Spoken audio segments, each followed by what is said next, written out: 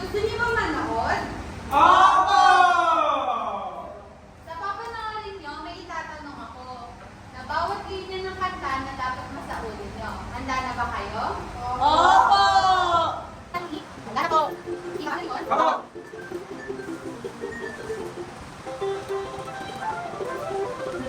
Handa yun na?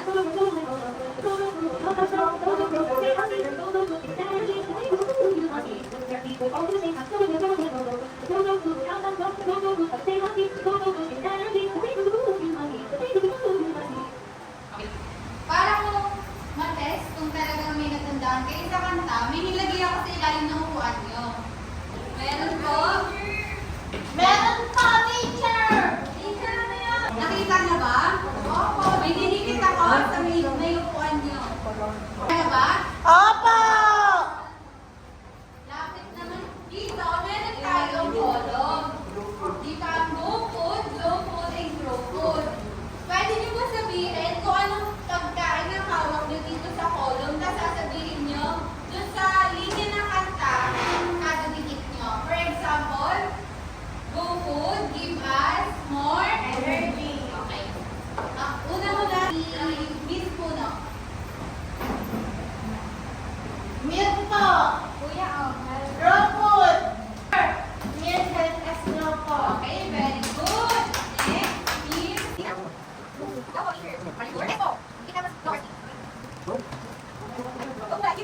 Okay, next one is cotton.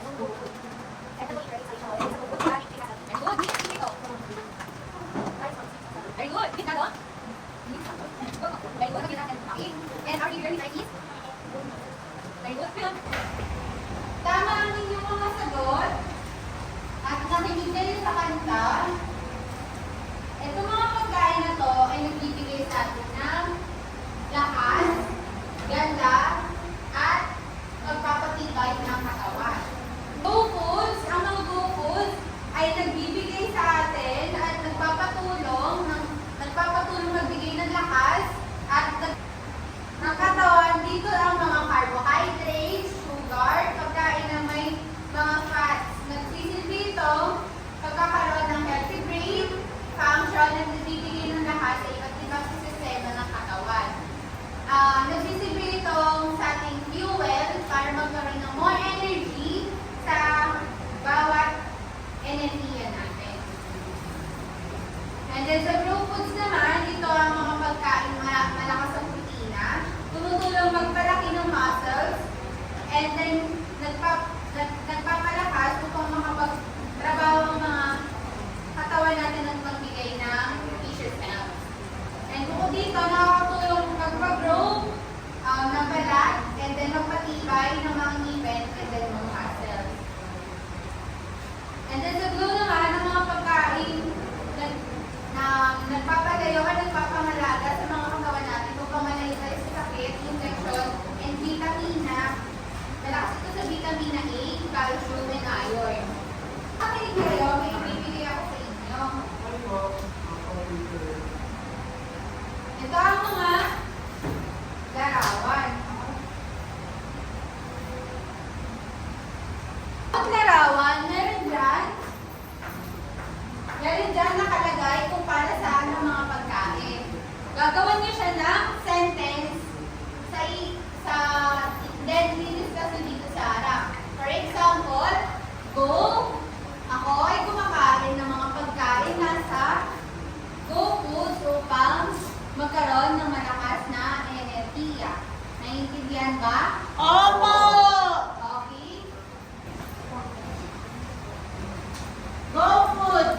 Ako po ay kumakain ng kanin, tinapay, kamote, margarine, asukal, peanut butter, spaghetti, na kabilang sa go foods dahil ito ay nagbibigay sa akin ng lakas at nagpapasigla po sa akin, teacher.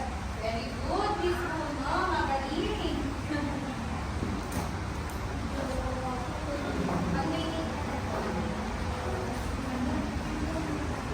Ito po ay raw foods. Ang kinakain ko po ay pork chop, beef, chicken cubes, tilapia, egg, cheese, milk, munggo, at hipon. Kinakain ko po ito para ako ay tumakan, bumalak ang aking katawan, at papabuo ng aking body. Galing, Mr. Loo. Okay, Glow Foods naman kay Miss Cortez. Po ay kumakain ng Glow Foods upang maiwasan ang mga sakit at upang maging matibay ang aming mga buto at ngipin. Okay, magaling. Lahat kayo ay magagaling. Dito naman sa sunod na aralin, o tatang natukoy ninyo, meron tayong tinatawag na food pyramid or kaya balance ng pagkain upang hindi lang basta grow. Kasi kung basta grow lang, puro lang kayo karne, hindi siya mababalance. And so, need natin ng food pyramid. Dito, umpisahan natin sa pagkain sa almusal.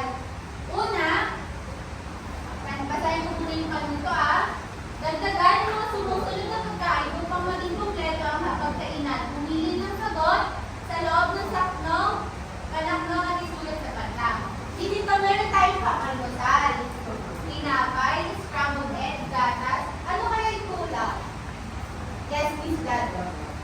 Sinabi ko. Okay, magaling. Bakit anong meron na tayo dito? Ang tinapay ay Go Foods! Go Foods. Ang scrambled egg ay grow. And then yung gatas ay Grow! okay, magaling. Nababalance siya, di ba? And then next, sa ating naman tanghalian, meron tayo nilagang baka at kanin. Ano ang kaya yung maganda para mabalance siya? Miss Cortez? Mangga po. Okay, magaling. So, meron na tayong food pyramid. Next tayo is eat tayo. Menu for a day for fun. Dito naman, meron tayong menu. Pinapakita dito kung paano natin mababalance ang pagkain araw-araw. Meron tayong tatlong best sa pagkain, di ba? Meron almusal, hapunan, at tanghalian. Sa menu natin, dapat meron tayo yung tatlong pangkat ng pagkain. Ito yung example menu, dito naman, papaliwanag nyo. Ang menu ang piniling ihahin. Pipili na kayo dito sa tatlong menu sa itaas. Miss Pudo, bakit hapunan, ang gusto mo sa hapunan is adobong baboy, ginisang sayote, kanin at papaya? Pinili ko po yan, teacher, kasi po kompleto po siya. Meron po siyang Go Food, Grow Food, and Grow Food po. Magaling, very good, at nakukuha mo ang pagkain ng balance. So, dito naman sa budget meal, gumawa ng isang budget na masustansya para sa almusal. Piliin sa loob ng kahon ng iyong almusal.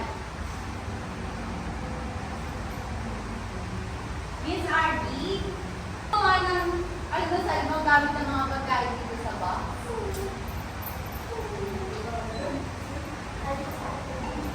For budget meal lang siya. Okay, very good. Bakit yun ang napili mo? Ay, yung may nakain ko sa atin. Magaling. Okay ba naman, Mr. Loo? Paano ang pandemya? Paano mo ipapakita ang pagmamahal mo sa pamilya mo gamit ang kaalaman at kakayanan sa pagpaplano na paghahanda ng masustansyang pagkain sa pagkainan? May tanong ako sa'yo. Since ikaw naman ang nagbasa, nung panahon ba ng pandemya, nagluluto ka na sa'yo? Opo naman. Ano niluluto mo sa iyong pandemya, sa iyong pamilya? Simple lang po, sinigang po, na baboy. Minsan po, pritong isda. Bakit pritong isda? Kasi, Kasi po, masustansya po ang isda sa ating katawan. trivia lang. Alam niyo ba ang sinigang or nilaga ay nandun lahat ang tatlong pangkat ng pagkain? Opo. Kasi nandoon ng patatas. Kasi sa nilaga, ang patatas ay nasa gulfoods. Opo.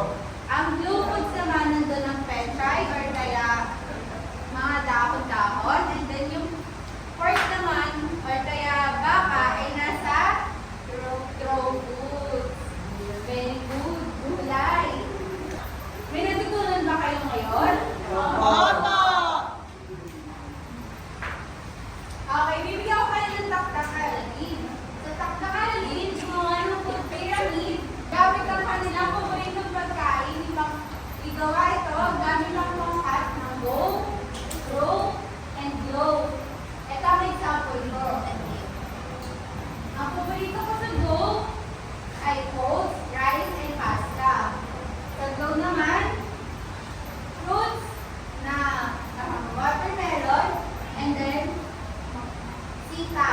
And then, sa bro naman, nuggets, and then fish.